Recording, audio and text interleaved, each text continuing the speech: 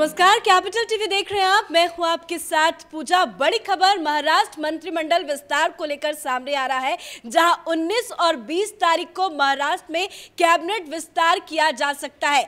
कई दिनों से ये मामला पेंडिंग था। एकनाथ शिंदे मुख्यमंत्री पद की शपथ फिलहाल ले चुके हैं, लेकिन उसके बाद खबरें थी कि सुप्रीम कोर्ट से जब तक फैसला नहीं आ जाता तब तक कैबिनेट का एक्सपेंशन नहीं किया जाएगा। पर बड़ी खबर आपको बता दें, 19 और 20 तारीख ये तारीख बताई जा रही है जब कैबिनेट एक्सपेंशन हो सकता है। इस बड़ी खबर में मेरे साथ न्यूज रूम से जुड़े हुए हैं कैपिटल टीवी के editor in chief doctor Manish Kumar. Supreme court में कई याचिकाएं पेंडिंग है, लेकिन ऐसा फैसला क्यों लिया गया? देखिए, ये कयास लगाया जा रहा था कि सुप्रीम कोर्ट में फैसला होगा। एक फैसला 11 तारीख को, तो खबर आई थी कि इस फैसले के बाद 13-14 को मंत्रिमंडल का विस्तार हो, नए मंत्रियों को शपथ दिलाई जाएगी और एक एक करके 5-5 के कोटे से वो विस्तार चलता रहेगा। मतलब 2-3 फेजेस में होंगे। अब खबर ये आ रही है कि 19 और 20 को पहला जो शपथ लेने का जो प्रक्रिया है, 5 बीजेपी की तरफ से, 5 एकनाथ शिंदे की तरफ से, उनका बाकायदा शपथ ग्रहण किया जाएगा। अब सवाल आपने पूछा कि ऐसा क्यों किया जा रहा है। देखिए, 100 बात की एक बात, सुप्रीम कोर्ट के रुख को देखते हुए भारतीय जनता पार्टी ने यह फैसला लिया है। सुप्रीम कोर्ट ने जिस हिसाब से ये तमाम याचिकाओं को टाल दिया है, जिस हिसाब से उद्धव ठाकरे सुप्रीम कोर्ट पहुंचे और उन्होंने कहा कि ये गवर्नर कौन होते हैं फैसला करने वाले कि आप एकनाथ शिंदे को मुख्यमंत्री बना दें, गवर्नर का क्या अधिकार है कि आप नई सरकार, नई मुख्यमंत्री चुन लें, और स्पीकर जो चुना गया है वो प्रक्रिया ही इल्लीगल है। सुप्रीम कोर्ट ने कहा कि ठीक है भाई, इसके ऊपर हम सुनवाई करेंगे। लेकिन भारतीय जनता पार्टी ये इंतज़ार कर रही थी कि 11 तारीख को क्या होता है, 12 तारीख को क्या होता, आगे आने वाले दिनों में क्या होता। अब जो खबर आ रही है कि सुप्रीम कोर्ट इस मामले के ऊपर बहुत ही ढुलमुल रवैया अपनाते हुए इस मामले को टाल देगी और 2.5 साल लग जाएंगे इस पे फैसला आने में। और इस वजह से कि चूंकि इस तरह के पॉलिटिकल केसेस के ऊपर सुप्रीम कोर्ट पहले भी इस तरह का रुख अपना चुकी है कि जैसे मैं आपको एक एग्जांपल दे दूं कि तमिलनाडु से चुन के आए थे चिदम्बरम यूपीए के दौरान। अब किसी ने जाकर के सुप्रीम कोर्ट में अर्जी लगा दी कि उनका जो है पूरा जो इलेक्शन जो है वो इलीगल है। पिटीशन को एक्सेप्ट कर लिया गया। फैसला कब आया? 1 साल बीत गया, 2 साल बीत गया, 3 साल बीत गया, 4 साल बीत गया, 5 साल बीत गया, फैसला नहीं आया। फैसला आया भी तो 5 साल पूरा होते होते, मतलब ये पूरा टर्म वो केस लटका रहा और चिदम्बरम मंत्री बने रहे, और इसके ऊपर फैसला सुनवाई के लिए आया भी तो इलेक्शन के समय 5 साल, 5.5 4 साल के बाद। सुप्रीम कोर्ट ने भी कहा कि अब तो सब कुछ हो गया, अब हटा दो, इसको जाने दो। ऐसा ही रवैया ये इसलिए भी क्योंकि सुप्रीम कोर्ट जहां हार्डकोर राजनीति हो रही हो। ये मसला क्या है? ये मसला गवर्नर के अधिकार क्षेत्र का है। गवर्नर किस तरह से अपने आप को कंडक्ट कर रहे हैं। ये मसला क्या है? ये मसला भारतीय जनता पार्टी वर्सेस शिवसेना के बीच का है। ये मसला क्या है? शिवसेना के अंदर जो विद्रोह हुआ है और एक व्यक्ति उनसे ही अलग होकर के मुख्यमंत्री बन गया है। This is pure political case. और इस तरह के पॉलिटिकिंग के अंदर सुप्रीम कोर्ट अपने दामन पे कोई दाग लगाना नहीं चाहता, क्योंकि आप किधर भी फैसला करेंगे आप पार्टीजन कहला जाएंगे। इसलिए जो खबर ये आ रही है कि सुप्रीम कोर्ट ने इस मामले को ठंडे बस्ते में डाल दिया है, और जब ठंडे बस्ते में डाल दिया है तो एकनाथ शिंदे बम हो गए, खुश हो गए। देखिए किस तरह से वो बयान दे रहे हैं, और इन्होंने फैसला किया कि नाउ इज़ द टाइम कि हमें आगे बढ़ना चाहिए। और जो खबर आ रही है, अभी तो ये बताया जा रहा है 5-5, लेकिन 1-2 दिन के बाद जो हमारी जानकारी ये है कि अगर एकनाथ शिंदे अपने तमाम मंत्रियों की लिस्ट तैयार कर लें बागियों के साथ मिलके, और वो इस बात के लिए संतुष्ट हो जाएं कि उनका जो परम्यूटेशन कम्बिनेशन है विद इन हिज ग्रुप वो परफेक्ट बैठ गया है, तो 19 और 20 तारीख को इन दोनों किसी भी दिन वो पूरी की पूरी मंत्रिमंडल जो है वो शपथ ग्रहण कर सकती है। तो ये एक बड़ी खबर आ रही है। जी, एक चीज समझना चाहेंगे आपसे कि सुप्रीम कोर्ट के फैसले का इंतजार क्यों किया जा रहा था? हालांकि अब तो फैसला नहीं आ रहा है, उसके पहले ही मंत्रिमंडल विस्तार की खबर सामने आ रही है, तो क्या उसका इफेक्ट कुछ पड़ेगा मंत्रिमंडल में? देखिए, अब तो ये समझ लीजिए कि सुप्रीम कोर्ट कुछ बोलने वाला नहीं है। सुप्रीम कोर्ट कीचड़ में नहीं उतरेगी क्योंकि राजनीति हो रही है। पहले ये था कि बहुत सारी चीज़ें थी, जैसे डिस्क्वालिफिकेशन का मसला था, डिस्क्वालिफिकेशन का मसला था, और एक जो बात जो 28 तारीख की सुनवाई के दौरान सुप्रीम कोर्ट के जज की तरफ से कहा गया कि देखिए ये लोग गए थे उद्धव ठाकरे गुट की तरफ से, डिप्टी स्पीकर के गुट की तरफ से, कि जो गवर्नर ने स्पेशल सेशन 3 और 4 तारीख को जो बुलाया, जिस दिन ये बाकायदा स्पीकर का चुनाव होना था और बहुमत साबित करना था, वो इलीगल है, इस कार्रवाई को रोका जाए। तो जज साहब ने एक बयान दिया, उन्होंने ये कहा कि देखिए कि ये हम इसके ऊपर रोक नहीं लगा सकते। उन्होंने जो दलील दी, उन्होंने ये दलील दी कि डिस्क्वालिफिकेशन इरिवर्सिबल है, मतलब किसी भी विधायक को आप डिस्क्वालीफाई कर देते हैं तो फिर उसको आप वापस, उसके डिस्क्वालिफिकेशन को वापस नहीं लिया जा सकता, फिर वहाँ पे चुनाव ही होगा फिर जाकर के। लेकिन ये जो वोट ऑफ नो कॉन्फिडेंस का मसला है, ये जो अपने आप को बहुमत साबित करने का मसला है, ये एक रिवर्सिबल प्रोसेस है। वो अगर अभी बहुमत साबित कर भी देते हैं तो कल जो हम फैसला करेंगे उसके बाद फिर से आप कह सकते हैं कि भाई अपनी बहुमत साबित करो।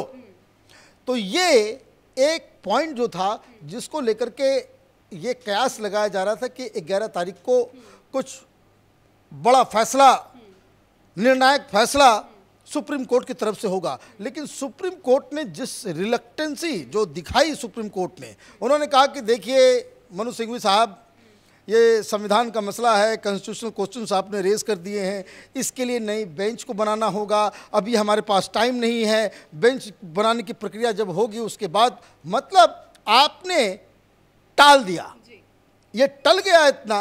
अब धीरे धीरे ये समझ में आ गया, सब तो सत्ता के गलियारे के सब एक से एक बादशाह, उनको समझ में आ गया कि Supreme Court is reluctant to intervene in this case. That's why इन लोगों ने ये डिसाइड किया। और फटाफट आप देखिए इस फैसले के तुरंत बाद शिंदे वो दिल्ली आते हैं, अमित शाह से मिलते हैं, नड्डा से मिलते हैं, और ये फार्मूला तय करते हैं कि एकनाथ शिंदे के गुट से कितने लोग होंगे, बीजेपी से कितने लोग होंगे। ये सारी तैयारी हो गई। वापस ये मुंबई आते हैं, ये बयान देते हैं कि कौन कौन क्या बनेगा नहीं बनेगा, ये मुंबई में तय होगा। तो वो दरअसल एकनाथ शिंदे फिर अपने लोगों से बातचीत करके उनको ये देखना होगा परम्यूटेशन कम्बिनेशन के भाई किन किन लोगों को आपने मंत्री पद का लालच दे करके अपने गुट में बुलाया, किन किन लोगों को आपको मंत्री बनाना है।